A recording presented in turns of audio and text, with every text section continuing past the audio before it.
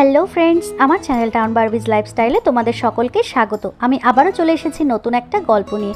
আগের দিনের ভিডিওতে তোমরা তো দেখতেই পেলে যে দিয়া খুব খারাপ একটা স্বপ্ন দেখলো, আর তারপরেই কিন্তু ও জানতে পারলো যে নীলের জ্ঞান ফিরে এসেছে।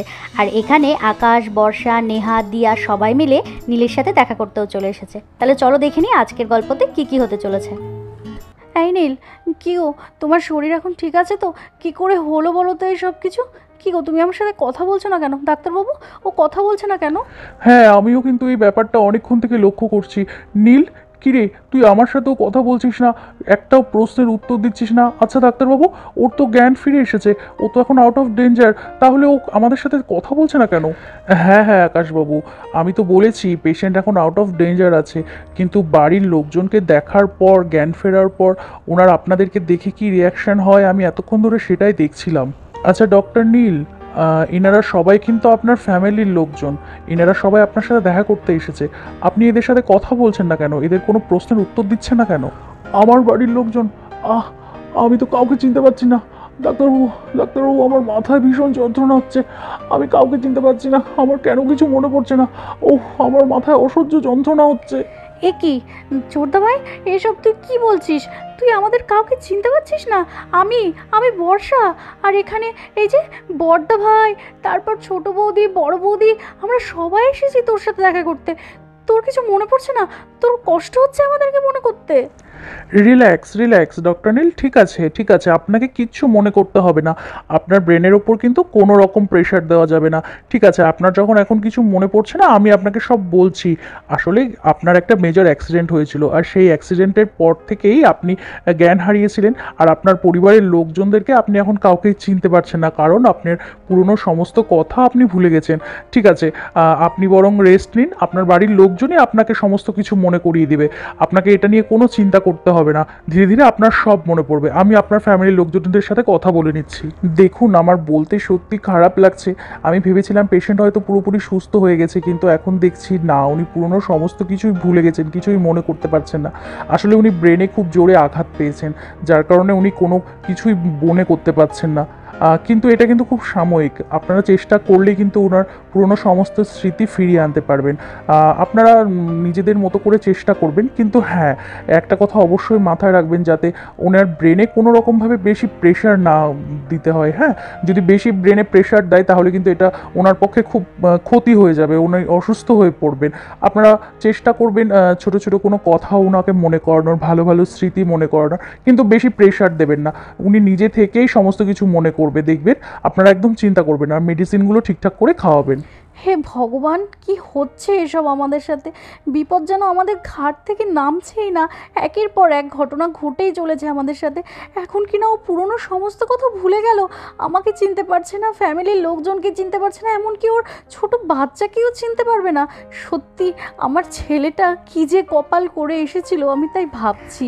ওহো দিয়া, তুই কেন এইভাবে বলছিস? এরকম করে বলিস না, কষ্ট পাস না বোন। আমি বুঝতে পারছি তোর অনেকটা কষ্ট হচ্ছে, কিন্তু তুই ভাব একবার, এর থেকে খারাপ কিছুও তো হতে পারতো। নীলের জ্ঞান ফিরে এসেছে, ও সুস্থ আছে, হ্যাঁ আমাদের মনে করতে পারছে না, কিন্তু সব কিছু ঠিক হয়ে যাবে, তুই দেখিস। হ্যাঁ ডাক্তারবাবু, আপনি যেভাবে বললেন আমরা ঠিক সেভাবেই ওর টেক কেয়ার করব, একদম ওকে প্রেশার দেবো না। আচ্ছা ডাক্তারবাবু, আমরা ওকে কবে বাড়িতে নিয়ে যেতে পারবো? হ্যাঁ ম্যাডাম, পেশেন্টকে আর একদিন আমরা অবজারভেশনে রাখবো, কারণ ওনার আবার ব্রেনের স্ক্যানটা করাতে হবে, সেইভাবে দেখতে হবে আমাদেরকে, তারপরে আমরা পেশেন্টকে ছেড়ে দেবো, আপনারা বাড়ি নিয়ে যেতে পারবেন। আর হ্যাঁ, আমি যেভাবে বললাম আপনারা প্লিজ ওইভাবে ওনাকে টেক কেয়ার করার চেষ্টা করবেন, ছোট ছোট জিনিস ওনাকে মনে করানোর চেষ্টা করবেন, একদম কিন্তু ব্রেনে প্রেশার দেবেন না। আর কোনো অসুবিধা হলে কিন্তু আমার সাথে অবশ্যই যোগাযোগ করবেন। অ্যাক্সিডেন্টের পর নীল তোর পুরনো সমস্ত কিছু ভুলে গেছে, আর সেই ব্যাপার নিয়েই আকাশ, নেহা, বর্ষা, দিয়া ওরা সবাই মিলে ডাক্তারের সাথে কথা বলতে লাগলো। আর এদিকে তিন্নিদের বাড়ির বাইরের উঠোনে ওর ঠাম্মি, ভাই, বোন সবাই মিলে একসাথে বসে আছে। দাদু ভাই, বাড়ির বাইরে বসে থাকলে খুব মজা, তাই না? কিভাবে তুমি চারপাশটা দেখো, খুব আনন্দ হয় তোমার, বুঝি দাদু ভাই। কিন্তু তুমি তো কিছুই জানো না, তোমার বাবা যে কত অসুস্থ, সে যে এখন হাসপাতালের বেডে শুয়ে আছে গো। তোমার মা, জেম্মা, পিপি সবাই গেছে দেখতে, এখনো তো ফিরলো না, কেমন যে আছে ছেলেটা। হ্যাঁ ঠাম্মি, আমারও খুব কষ্ট হচ্ছে কাকাইয়ের জন্য। কাকাই যে কখন বাড়িতে আসবে, কখন যে ঠিক হবে কে জানে। দূর ভালো লাগে না, কাকাইয়ের জন্য খুব মন খারাপ হয়। মন খারাপ করো না দিদি ভাই, মন খারাপ করো না। মাথার ওপরে আমাদের ঠাকুর আছে তো, আমাদের গোপাল আছে না, সে দেখবে সমস্ত কিছু ভালো করবে। এই যে আমরা খবর পেলাম না যে কাকায়ের জ্ঞান ফিরে এসেছে, তাহলে দেখবে খুব তাড়াতাড়ি সুস্থ হয়ে যাবে। দেখি বৌমারা আসুক, আমাকে যে কেন দেখতে নিয়ে যাচ্ছে না, আমিও একবার ছেলেটাকে দেখতে পেলাম না। বৌমারা এলে তারপরে আমি বলবো যেন আমাকেও একটু দেখতে নিয়ে যায়। তিন্নিরা তো ঠাম্মির সাথে বাইরে বসে গল্পই করছিল, আর তখনই ওদের বাড়িতে 3জন হিজড়া চলে আসে। কই রে মাসি কি, তোদের বাড়িতে নাকি ছেলে হয়েছে রে? আমরা কিন্তু ঠিক খবর পেয়ে গেছি। কই দেখি দেখি তোদের বাড়ির ছেলের মুখখানা দেখি, আমরা কিন্তু ছেলেকে নাচাতে এসেছি রে। ও বাবা, তোমরা এসেছো নাকি? তোমাদের কানে কি করে খবর যায় বলো তো দেখি। হ্যাঁ, তোমরা সব কিছু খবর পেয়ে যাও তাই না? আচ্ছা ঠিক আছে ঠিক আছে, নাচাতে এসেছো ভালো কথা। এসো তাহলে ভেতরে এসো, বাইরে দাঁড়িয়ে আছো কেন? কি যে বলিস না রে তুই মাসি, আমাদের কাছে আবার খবর আসবে না? হসপিটাল, নার্সিংহোম, যেখানেই আগে বাচ্চা হোক না কেন, সবার প্রথমে কিন্তু আমরাই খবর পেয়ে যাই, বুঝলি তো? কোথায় কোথায় দে তোর নাতিকে, দে একবার দেখি মুখখানা। হে, তোমরা কিভাবে কথা বলছো? তার কি বলছো তোমরা ভাইকে নাচাবে?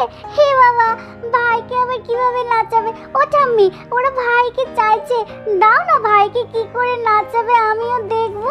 হ্যাঁ হ্যাঁ তিন্নি দিদিভাই, সে তো তুমি দেখবেই, কিন্তু আজকে কি করে হবে বলো তো? তোমার মা, কাকিয়া, পিসি কেউ তো বাড়িতে নেই। ওরা বাড়িতে না থাকলে আমি একা একা কি করে সামলাবো?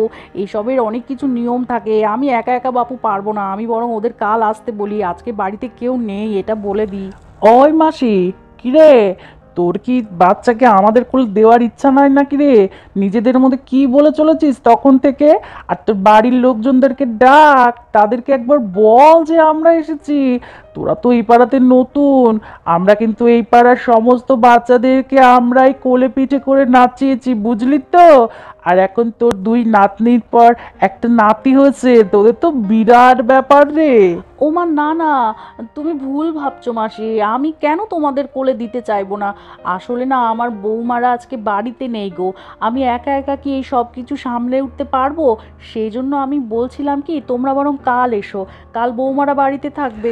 ও মা গো মা, কি বলিস রে মাসি? না না না, এ আবার হয় নাকি? আমরা কত দূর থেকে আসি তোরা জানিস? আজকে সমস্ত কাজ সবকিছু শেষ করে তারপরে আবার ফিরতে হবে আমাদেরকে। না না, তুই তোর বৌমাদের ফোন কর, ফোন করে ডেকে আন, আমরা অপেক্ষা করছি। যা কাজ সমস্ত কিছু আজকেই মিটিয়ে যেতে হবে। অত দূর থেকে কি আর রোজ রোজ আসা যায় নাকি রে মাসি? আর এখানে হিজড়েরা সবাই মিলে নেহাদের জন্য তো অপেক্ষা করতেই থাকে, আর তার কিছুক্ষণের মধ্যেই বর্ষা, নেহা, দিয়া ওরা বাড়িতে ফিরে আসে। এ কি, বাড়িতে দেখছি এত লোকজন! ও বাবা, এ তো দেখছি হিজড়ে মাসিরা এসেছে। উফ, আমরা বাড়িতে ছিলাম না তার মধ্যে চলে এসেছে। আর এখন মন মানসিকতাও ভালো নেই, এদেরকে তো ফিরিয়েও দেওয়া যাবে না।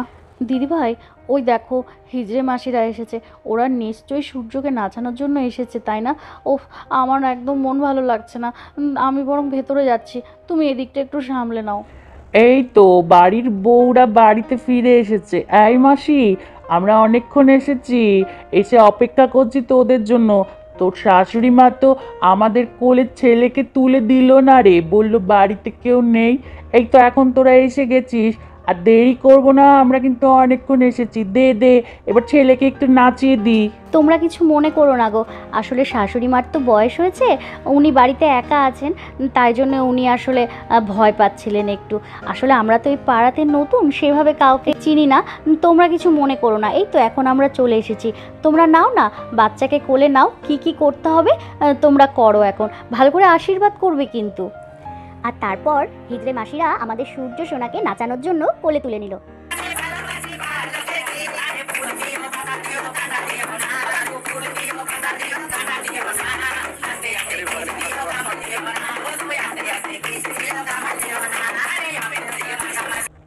ওরে বাবা, তোদের ছেলেকে একবার দেখ রে, কি আনন্দ পেয়েছে আমাদের কোলে উঠে। হ্যাঁ, এই তো একেবারে রাজপুত্তুর রে, রাজপুত্তুর।